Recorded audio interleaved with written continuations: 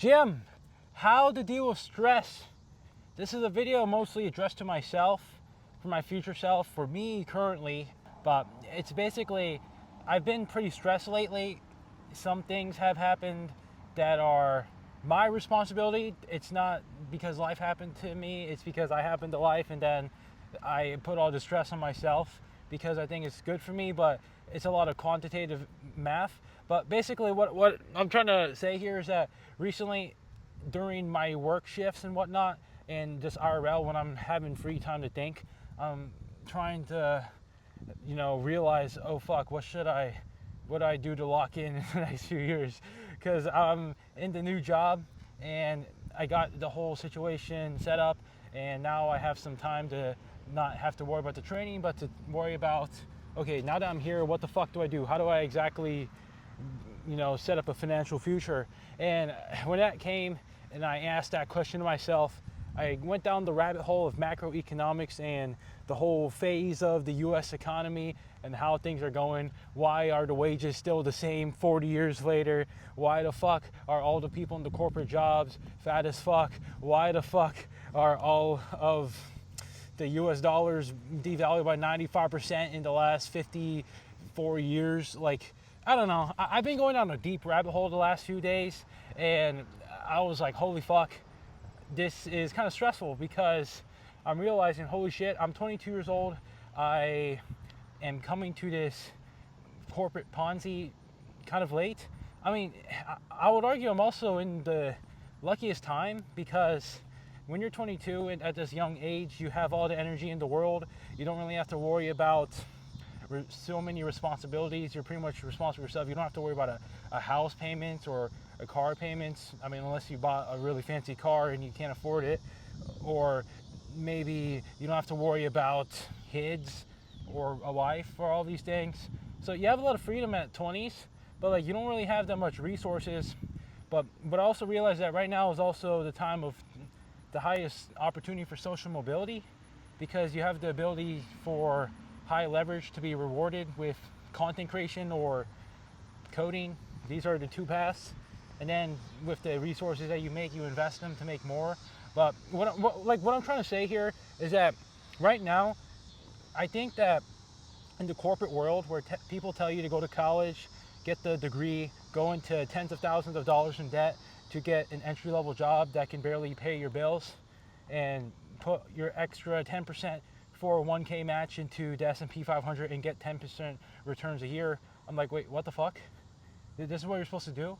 Because I was trying to compare the wages like a couple dozens of years ago. I'm like, holy fuck, why the fuck is the wage for a mechanical engineer 75,000? Why is that the same as how it is like 20 fucking years ago? Should it go up, right? Because there's a thing called inflation. Inflation is where your dollars get more and more devalued over time, because in 1971, Nixon, he removed the gold standard from the US dollar because back then the French called a bluff and realized that the US didn't have that much gold on them, and they basically traded their US dollars for gold, and the US Treasury didn't have that much gold, and they're like, holy fuck, okay, stop taking our gold. And he basically said that the US dollar is no longer backed by gold, but that it is backed by the belief of the US government, basically. And now it's fiat based, and now, gold is supposed to somehow have a limited supply, but you can always get more of it. It's just that it's somehow valuable because it's kind of hard to get more of it. But the US dollar is always printable.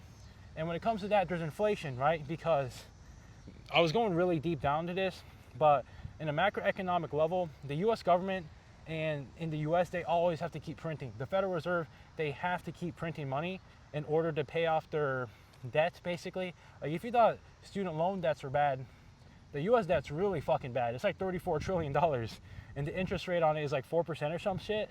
I don't know, it's some crazy amount, but they have to pay a lot of money in interest per year, but they don't really have the money to pay it off. So they're making their own money to pay it off. But if they're making their own money to pay it off, then what does that mean to the value of the dollar? It goes down because there's more of it in circulation. So inflation, that's why the cost of living of a lot of things are higher, because there's more dollars in the economy, and there's only so much of these assets like housing and food, right? So these things go up, but the wages, they don't increase because I don't fucking know. I guess the corporations are greedy. They want to keep more money for themselves, but there's a bit of an issue here, and I had this aha moment recently, and I was like, what the fuck? What? Like, I'm 22 and I'm late to this Ponzi scheme. You know, a lot of people, they don't really even know this is a thing. They just think that, oh, money is money. Whatever. I use the money to buy a Coca-Cola or to buy my car or my house, whatever. But money is not really, like, it's more than that. And I was going down this rabbit hole basically, and my conclusion is that the only way for you to not end up having no money at all, because this living expenses crisis where the living expenses are only going to get higher and higher while the wages don't really increase that much, this is eventually going to lead down into universal basic income, which is essentially when poor people right now who can't afford shit with their McDonald's job, those guys are going to have to opt out for universal basic income and beg the government to make money.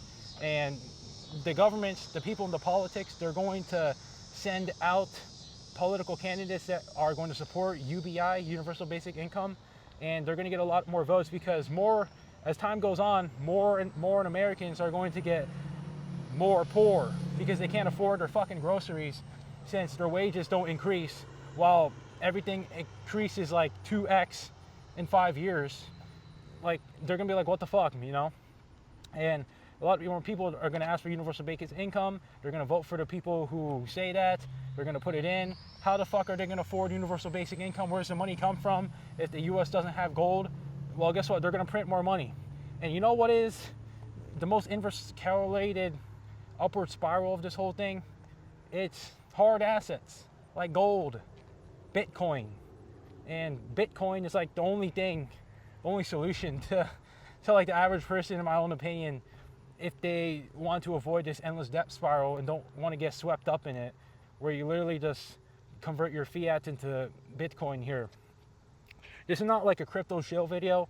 This is just my realization. If you do your own research on this as well, you'll realize what I'm saying. But like, what kind of sucks about this ideology is that this is the mathematical truth. I am a very mathematically based person. I'm an engineer, and I got really deep into the finance world a couple months ago, and I was running the numbers of projections of global M2 money supply, and I was like, holy fuck, right now it's like 100 trillion, and M2 money supply is basically the amount of liquidity that circulates in the global economy, and it's around $100 trillion right now. And you know that those dollars only increase in time because the US has to pay the debt off with the money they make from thin air. So that global liquidity increases, but that global liquidity is going to go more into hard assets because there's going to be investors, smart investors, that hedge against this idea by holding limited supply assets like Bitcoin, right? Because Bitcoin, the main reason why people want this asset is because it's limited supplies. There's only 20 million of them in the world. They can't print anymore. It's literally coded in that you can't make more than 21 million. And it asymptotically reaches 21 million because the amount of Bitcoin you can mine halves every 4 years. But when it comes to this whole situation here, a lot of people, they don't even fucking want Bitcoin. Like, Bitcoin is like at all-time highs. It's at price discovery. It keeps going higher and higher. And you never hear anyone saying, oh, dude, Bitcoin's at this price. It's at 120K. Like, there were so many people pog championing at 60K, and now it's like 120,000, and nobody fucking is saying a thing because they're like, oh, it's too expensive. Like, you can literally buy partial Bitcoins. I don't know. Like, a lot of people, they don't really realize this, and they're just, I guess you could say, stuck in the matrix. I don't know what it is. It's a weird thing about market psychology where when the whole retail market don't really want an asset, like, there's pretty low hype around it, yet it's at super high prices and it's at a clear bullish curve, then it usually propels it higher because it ends in a constant cycle of, oh fuck, I need to buy, oh fuck, I need to buy, or oh, I don't care about this. Like, it's like a disbelief rally. That's the main name in Wall Street. But basically, I've been going down this rabbit hole. I found out that was the solution to my problems here. But then I gotta create all these economical quantitative analyses. Like I'm looking at barbell investment portfolio theory. I'm looking at modern portfolio theory. I'm looking at DCA strategy. Like I've been going down this rabbit hole lately. It's kind of stressful. I do this after work. So like I go to my job for like 9 hours. I come home, and then I got some chores to do, and then I'm like, holy fuck, okay, now I have a few hours in the day to do the gym, and then also make some YouTube videos, and then also to think about economics here, because it's very important, right? And honestly, like my solution here is that I will put, like what I basically say, that I will like dollar cost average every like week or so, and then put pretty much as much money as I can into Bitcoin. Pretty much everything else, like fiat dollars, US dollars, I'm only gonna keep as much as I can to survive. But yeah, that's my solution that I've come up with. But I've been going through that quantitative analysis. I've been deep into spreadsheets. I finally got like a system going. But the thing is that when I am going through this and it disrupts my life schedule, then I realize, oh fuck, well, now I am kind of just realizing that I won't have the time to go to the gym. Like yesterday, for example, I was doing all this quantitative shit until 9 p.m. I usually sleep at around 10 p.m. and wake up at like 6:30, and I was like, oh fuck, I don't even have time to go to the gym. So I went to the gym at like 9:30. I came home and I went to sleep at like 11:30 because I was like all hyped up from the gym, like all my blood pressure's up and shit. But I realized that I was pretty stressed all last day, and I just want to go in this video like my protocols for stress relief, because I realized I've been working a lot lately. Like like the last few days, it's been like no rest at all. But I'll tell you guys my top tips. So this video was just a fucking yap, dude. Honestly, like me talking, this is the first tip I'll give, is to create something that outlasts you. And what this means, this is my number one protocol for stress relief, is that when you create something that outlasts you, like me making a video here, me projecting my thoughts, this is one of my ways of stress relief. But when I make a video like this, I know that it has opportunity to reach a bunch of people. But when it comes to that as well, I'm also able to articulate my thoughts, because a lot of my thoughts, when I learn shit throughout the day and I make systems, they get all jumbled up in my mind. And your brain works in a way where it prefers an exhaust pipe, where it wants to get those thoughts out of your head. And me articulating it through words in a video like this, it gives me a stress relief, because I don't really think about those things anymore. Because what I'll say is a state of nirvana, like mental clarity, is if you have no fucking thoughts at all. But recently, I've been like so deep in these trenches that my thoughts are constantly thinking about, okay, what are the most optimal, efficient mathematical models and finance shit. I've been thinking about that like 14 hours a fucking day lately, and it's weighing on my body, right? Because it's not really good for my weight loss, because for weight loss, for fat loss, you want to be as least stressed as possible. Having cortisol in your body literally metabolically halts the fat burning process. So you need to have stress relief. And like me making this video is one way to do it. Like I'm probably burning some fat making this fucking video, because like what I also realized, that when I make a video, I'm always like sweaty afterwards, because it's a lot of cognitive effort, plus I'm moving around a lot. So if you want to lose fat, then making videos while you talk and walk is good. But yeah, number one is creation. Make something that outlasts you. So like for me, that's YouTube. Others is coding. But what I also say, like the second one, is get some exercise, right? Because right now I'm walking around, I got the sunlight in the background, I'm getting the sun down, red UV lights into my eyeballs, which helps regulate my circadian rhythm. So getting sunlight as well is a good method of stress relief. Getting the walks in, the steps in, getting some good water, and getting some sleep, right? It's just some basic health things. Do the exercise, because your body loves the exercise, and it's such a weird stress relief. But people think that if you go to the gym, they would think that they're tired afterwards, and maybe after a couple hours, yeah, but right after you go to the gym, you're actually more energized, because your body's going through a chemical cocktail of norepinephrine and dopamine, which makes your body more energized. So People think that, oh, I'm too tired to go to the gym. Well, that's why you're going to the gym in the first place, dummy. You go there to get energized. So that's my second tip. And honestly, yeah, third thing I suppose I would say for stress relief is write down your thoughts. If you ever have any thoughts, just write them fucking down so you don't think about it, right? Because stress relief, the number one thing to not be stressed is to be in a state of nirvana. I want to repeat that once again. And what I mean by a state of nirvana is that you literally have no fucking thoughts in your mind while you're doing shit throughout the day. Like if you're constantly thinking of something and it always comes back to your mind, that is stressful as fuck. It's not really nice.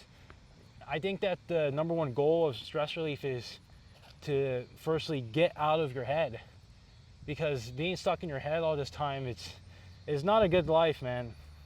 And it can lead to a lot of compulsive behaviors. Like for example, I suffer with some obsessive compulsive disorders here and there, and it's because like, it's kind of stressful. Like me not being at home and living alone is more stressful because I don't have like people around me to rely on for perhaps, for example, if I'm in the kitchen and I open the burner, well, if I'm back at home, I don't give a fuck. Like I'll use it, but what I usually do when I'm at home here is that I would check the burner like a couple minutes later. Oh, did I turn it off? But sometimes it's obsessive, and then I would check it for many times. And what I realized, this is like an issue I've had for many years. I realize it's because of high stress, because I don't really super like living alone, since I don't really have many people around me. It might be a function of not having a lot of oxytocin in the body, but stress relief is pretty fucking important, man. And for a letter to myself is that I need to do more relaxing, more resting, so I don't end up like that. But yeah, that's pretty much all I'm saying in this video. Don't really have much else to say, just wanted to yap, feel better about myself, I guess. Yeah, I'll see you guys.